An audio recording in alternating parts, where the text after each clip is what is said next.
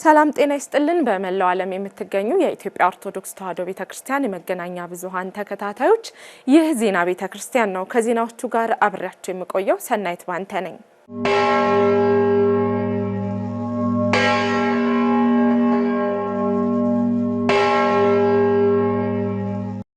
ወደ ቀዳሚ ዜናችን ስናልፍ በርካታ ተፈላጊ የሆኑ ቅዱሳት መጻሕፍት ለረጅም ዘመናት በመጋዘን ታሽገው መቆየታቸው አሳዛኝ መሆኑን ብፁዕ አቡነ ሳዊሮስ የመንበረ ፓትርያርክ ጠቅላይ ቤተ ክህነት ዋና ስራ አስኪያጅ የደቡብ ምዕራብ ሸዋና የሸገር አህጉረ ስብከት ሊቀ ጳጳስ ገለጹ።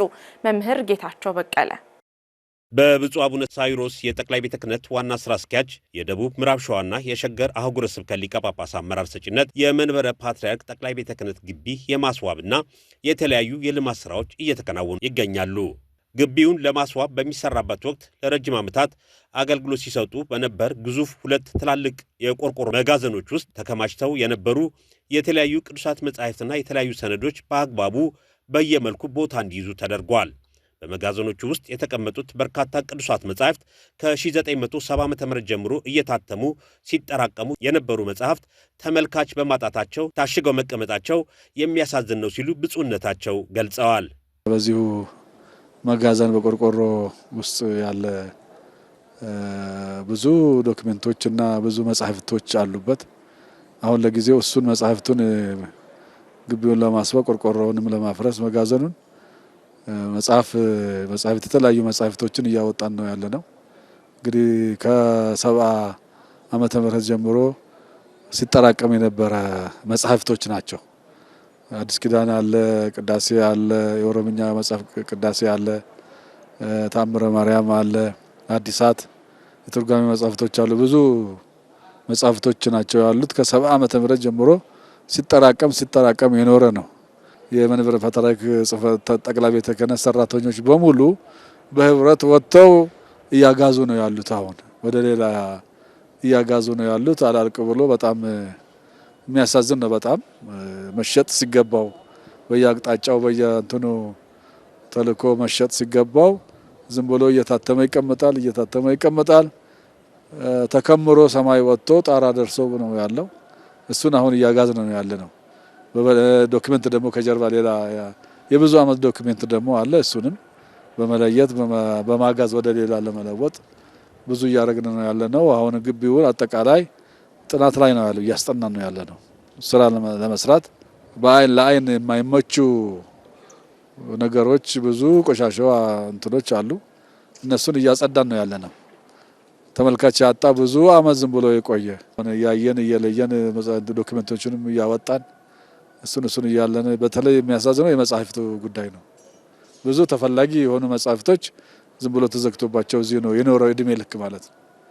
እና ስለዚህ ያንን ለማስተካከል ብዙ እየሰራ ነው ያለነው። መንበረ ፓትርያርክ የኢትዮጵያ ኦርቶዶክስ ተዋሕዶ ቤተክርስቲያን ዋናው መቀመጫ የቅዱስ ፓትርያርኩ የቅዱስ ሲኖዶስ የብፁዓን አበው ሊቃነ ጳጳሳት ማረፊያ በመሆኑ ከሁሉም ስራ በፊት የመንበረ ፓትርያርክ ቅጥር ግቢ ማማር መስተካከል ስላለበት ደረጃውን የጠበቀ ውበት እንዲት ለማድረግ የማስዋብ ስራ እየተሰራ እንደሆነም ብፁዕነታቸው አስረድተዋል። መንበረ ፓትርያርክ ማለት የኢትዮጵያ ኦርቶዶክስ ተዋሕዶ ቤተክርስቲያን ዋናው መቀመጫ፣ የፓትርያርኩ መቀመጫ፣ የብፁዓን አባቶች ማረፊያ ያለበት፣ ሊቃውንት ያለበት ትልቅ ቦታ፣ ዋናው ትልቁ እንደ ቤተ መንግስት ማለት ነው።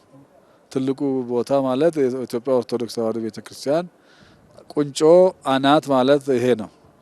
ይሄ በደንብ ካልተስተካከለ ካልተሰራበት ምንም ዋጋ የለውም ማለት ነው። እና በዚህ ምክንያት ነው እንግዲህ ይሄንን መጀመሪያ ዞረን አይተን ጎበኘን።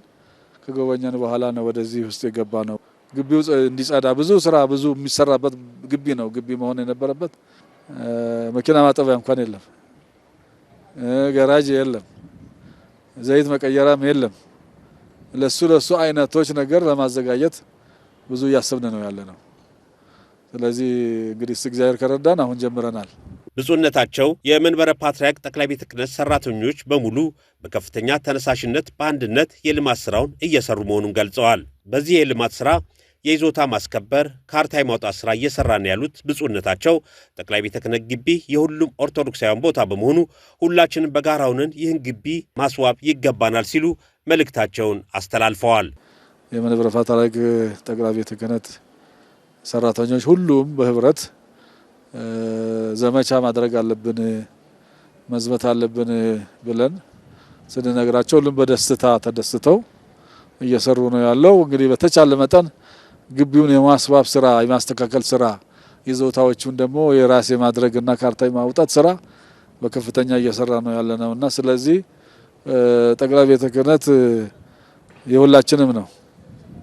የኦርቶዶክስ ሃይማኖት ተከታይ በሙሉ ይሄ ቦታ የሁሉም ነውና ስለዚህ በጋራ ሆነን ግቢ መጽዳት አለበት መስተካከል አለበት። በያለንበት ቦታ ሆነን ቤተክርስቲያናችንን መጠበቅ የቤተ ክህነቱ አእምሮ ተስተካክሎ ልዩ ሆኖ ነው መታየት አለበትና ይሄንን ነው አሁን የምንሰራው። ሌሎችንም አጠቃላይ ያሉትን ነገሮች መስተካከል አለበት። ሁላችንም መተጋገዝ አለብን። ተጋግዘን አብረን በጋራ መስራት አለብን። የመንበረ ፓትርያርክ ጠቅላይ ቤተ ክህነት ግቢን ለአገልግሎት ይበልጥ የሚመች ለማድረግ ልዩ ልዩ ስራዎች እየተከናወኑ መሆኑ ተገለጸ። ያረካል አድማሱ የኢትዮጵያ ኦርቶዶክስ ተዋሕዶ ቤተክርስቲያን መንበረ ፓትርያርክ ጠቅላይ ቤተ ክህነት ግቢን ለማስዋብና ለአገልግሎትም ይበልጥ የተመቸ ለማድረግ መጠነ ሰፊ ስራዎች እየተከናወኑ ነው። የልማት ስራዎቹ ጠቅላይ ቤተ ክህነት ግቢ በልዩ ልዩ ጉዳዮች የሚመጡ አገልግሎት ፈላጊዎችን በተገቢው መልኩ ለማስተናገድ የሚረዳ መሆኑም ተገልጿል። ከገጽታ አንጻር ስናነሳ የነበረው ነገር ይህን ታላቅ ስምና በውስጡ የሚከናወነውን ስራ የሚመጥን ነገር አናይም። የጽህፈት ቤቶቹ ሁኔታ፣ አገልግሎት የሚሰጥባቸው መስሪያ ቤቶች ደረጃ እነዚህን ሁሉ ስታያቸው ጭራሽ ከግምታችን ውጪ ነው። ሁለተኛው በአሰራር ሂደቱም የአሰራር ሂደቱን በተመለከተም እንዳልኩት ከመላ ሀገሪቱ የሚመጡ ጉዳዮች የሚስተናገዱበት መስሪያ ቤት ከመሆኑ አንጻር ያንን ለማስተናገድ የሚያስችል አቋም ሊኖረው የሚገባ መስሪያ ቤት ነው። ያለፉትን ሁኔታዎች ስታይ እንግዲህ እነዚህን ሁለቱንም ነገሮች አንድ አድርጎ የሚመጥኑ ነገሮች ያልነበሩበት ዙሪያውን እንደተመለከታችሁት የመጋዘኖች እንዲህ የተከማቹ መወገድ ያለባቸው ቁሳቁሶች ወዘተ የተጠራቀሙበት ሆኖ ይታያልና አገልግሎት ለመስጠት ምቹ አይደለም። አገልግሎት ጠይቆ ለሚመጣው ተስተናጋጅም እንዲሁ ምቹ አይደለም። የመኪና ማቆሚያዎች፣ የባለ ጉዳይ ማስተናገጃዎች፣ እነዚህ ሁሉ ሁኔታዎች ለአይን የሚመቹም አልነበሩም። ሌላ ቀርቶ አገልግሎቱ ብቻ ሳይሆን ለአይንም ምቹ አልነበረምና አሁን የተያዘው አሰራር ከገጽታ አንጻር ይሄን የምታዩትን አይነ ግቡ የሆነ ለአገልግሎት ፈላጊው ምቹ የሆነ ሁኔታን መፍጠር በአጠቃላይ የዋና መስሪያ ቤት ደረጃን ጠብቆ የሚዘጋጅ ነገር ማድረግ ነው። የመንበረ ፓትርያርክ ጠቅላይ ቤተ ክህነት ግቢ ውስጥ ከሰሞኑ እየተካሄዱ ከሚገኙ ተግባራት መካከል በግቢው ውስጥ የሚገኘውን የትንሣኤ ዘጉባኤ ማተሚያ ድርጅት መጽሐፍት በዘላቂነት ደህንነታቸው ተጠብቆ የሚቆዩበት ስፍራ እስኪገነባላቸው ድረስ ከነበሩበት መጋዘን አውጥቶ በጊዜያዊ ማቆያ ውስጥ የማስቀመጥ ተግባር አንዱ ነው። ብዙ ታሪካዊ መጽሐፍቶች አሉ። ለህዝቡ ተደራሽ መሆኑ የሚችሉ መጽሐፍቶች አሉ። ተፈላጊ የሆኑ መጽሐፍቶች አሉ። እነሱ በአግባቡ ስርጭት ላይ አልነበሩ። አቀማመጣቸውም እንደዚሁ ከሞላ ጎደል ደረጃቸውን የጠበቀ አልነበረም። አሁን ይህንን ደረጃውን የጠበቀ ለማድረግ መጀመሪያ የቦታ ማሻሻያ ስራ መስራት አለብን በሚል ተወስዶ እየተሰራ ነው ያለው። በዚህ ስራ ላይ ተሳትፎ ማድረግ ያለበት ማን ነው ብለን ስንወስድ አጠቃላይ ሰራተኛው ቢሆን የሚል እሳቤ ተወስዶ ሰራተኞች ሲጠየቅ ሙሉ ፈቃደኝነቱን አረጋግጦ ወደዚህ ስራ ገብቷል። በዚህ መልኩ ሰራተኛው እንግዲህ ከ5 ቀን በላይ ዘመቻ እያደረገ ነው ያለው። ዘመቻው እጅግ ስር ነቀል ለውጥ ማምጣት የሚያስችል ግባት ያየንበት ነው። አቅም የፈጠርንበት ነው። መስራት ብንችል ለካ እንዳይነቅነቃችን ከፈጠርን ወደ ውጤት እንመጣለን የሚለውም ነገር ተሞክሮ የወሰድንበት ነውና ሰራተኛው በእጅጉ የተረባረበበት ስራ ነው ማለት ነው። ከሰሞኑ የተጀመሩት ቅጥረ ግቢውን ለልማት ዝግጁ የማድረግ ስራዎች ሲጠናቀቁ ለግቢው በተሰናዳው ዲዛይን መሰረት የማስዋብ ስራዎች በተያዘላቸው የጊዜ ገደብ ውስጥ እንደሚከናወኑም ተመላክቷል። እነዚህ ከተነሱ በኋላ ስፍራዎቹን ቀደም ሲል ለጠቀስኳቸው አገልግሎቶች ለማዋል ነው ጥረቱ እየተደረገ ያለው። የመኪና ደረጃቸውን የጠበቁ መቆሚያዎች፣ አገልግሎት ፈላጊዎች የሚቆዩባቸው የማቆያ ስፍራዎች ወዘተ እነዚህን ሁሉ በተዘጋጀው ዲዛይን መሰረት ተግባራዊ ለማድረግ ቅድሚያ ያሉትን ማንሳት ማስወገድ ስለሚያስፈልግ ነው የዘመቻ ስራዎቹ የተከናወኑት። አሁን እነሱ በመገባደድ ላይ ስለሆኑ በቀጥታ ቀጣዩ ስራ የሚሆኑት ይሄ ሳይት ክሊራንስ የሚባለው ቦታውን አጽድቶ ለቀጣዩ ምቹና ጽዱ የሆነ አገልግሎት መስጫ ማመቻቸት ላይ ነው ሰፊ ስራ የሚሰራው። ብፁዕ አቡነ ዲሜጥሮስ ለአምባሳደር ዶክተር ጀማል በከር በተዘጋጀው አቀባበልና የትውውቅ መርሃ ግብር ላይ ተገኝተው መልእክት አስተላለፉ።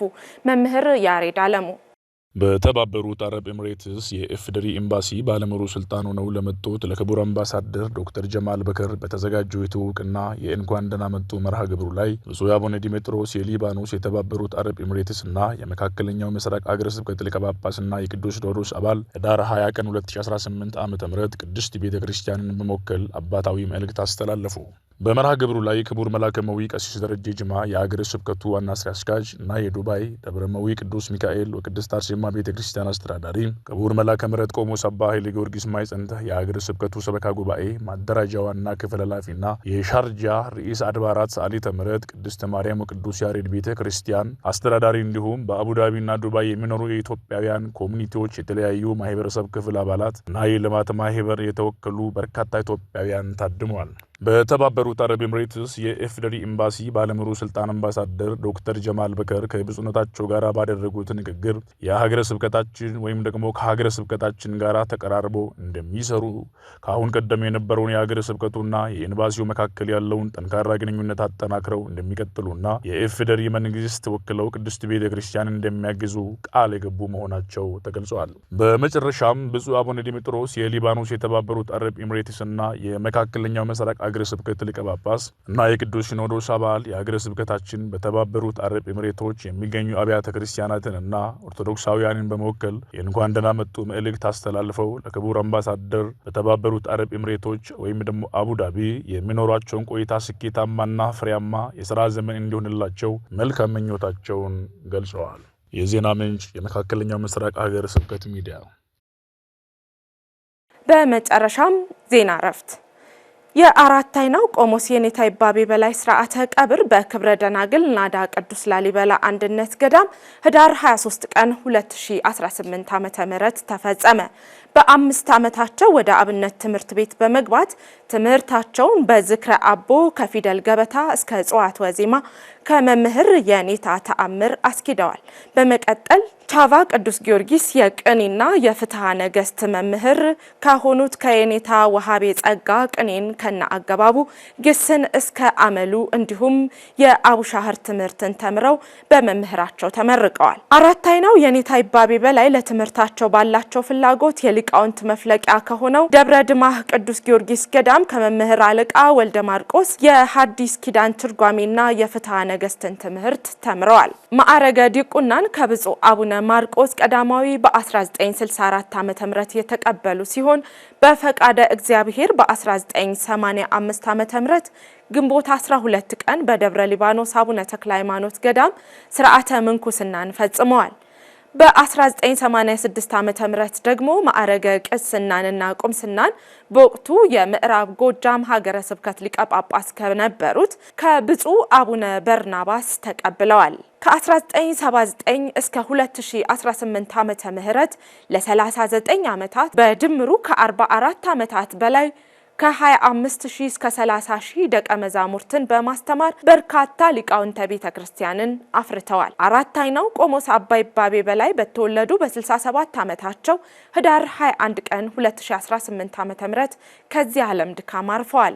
ስርዓተ ቀብራቸውም ብፁዓን አበው ሊቃነ ጳጳሳት፣ ዘመድ ወዳጆቻቸው፣ ያስተማሯቸው ሊቃውንተ ቤተ ክርስቲያን፣ የመንፈስ ልጆቻቸው በተገኙበት ለ40 ዓመታት በጸለዩበት ብዙ ተጋድሎ በፈጸሙበት በትና ወንበር ዘርግተው ባስተማሩበት በክብረ ደናግል ናዳ ቅዱስ ላሊበላ አንድነት ገዳም ህዳር 23 ቀን 2018 ዓ.ም ተፈጽሟል። ሚዲያችን በየኔታ ይባቤ በላይ አረፍተ ስጋ የተሰማውን ሀዘን እየገለጸ ለወዳጅ ዘመዶቻቸው እንዲሁም ለመንፈስ ልጆቻቸው መጽናናትን ይመኛል። ክቡራን ተመልካቾቻችን ለሰዓቱ ያዘጋጀናቸው ዜናዎች እስካሁኖቹ ነበሩ። ከቀሪ የኢትዮጵያ ኦርቶዶክስ ተዋሕዶ ቤተክርስቲያን የመገናኛ ብዙሃን መርሃ ግብራት ጋር መልካም ቆይታ